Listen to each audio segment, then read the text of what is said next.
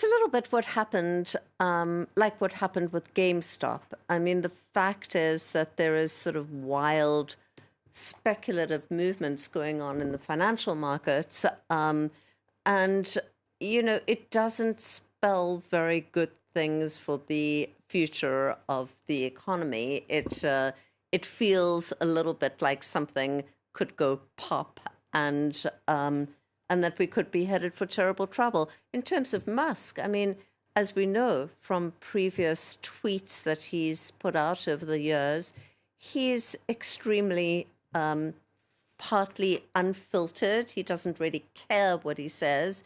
That's unlike any other CEO of a publicly traded company. Yeah, for Fortune magazine, you spoke with Musk and asked about his new factory being built near Berlin.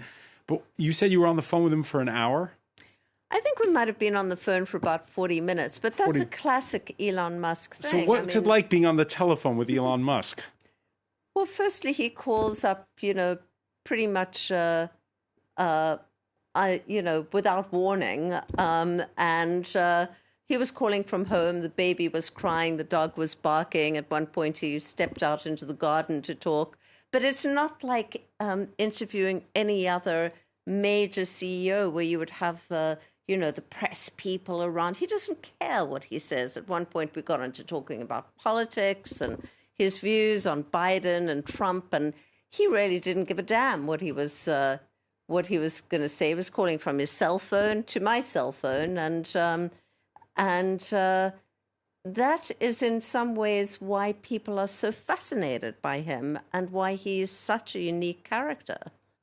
Musk's going to say next. I think that's what's turned him into this superstar. I certainly wouldn't be betting long-term on anything that he promised. It struck me, Viv mentioned the GameStop similarity, and Elon Musk was one of the people who was tweeting along, enjoying the kind of frenzy that came from that as hedge funds were forced to resolve their short positions. And I wouldn't be at all surprised if Elon Musk turned around in a few weeks and said, it was all a joke. I was trying to catch out some hedge funds, or I was trying to prove some clever point of mine.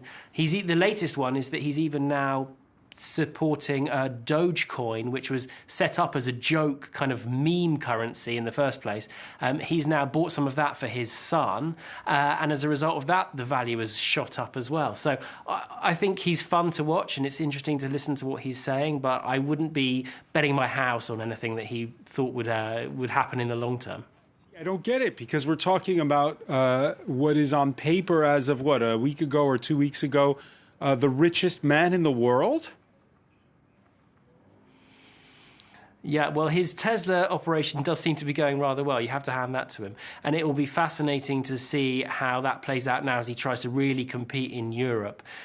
He's got this problem, which is that every other car manufacturer is now starting to realise that electric cars are the future. And, of course, he's saying that's a great win for his foresight, and indeed it was.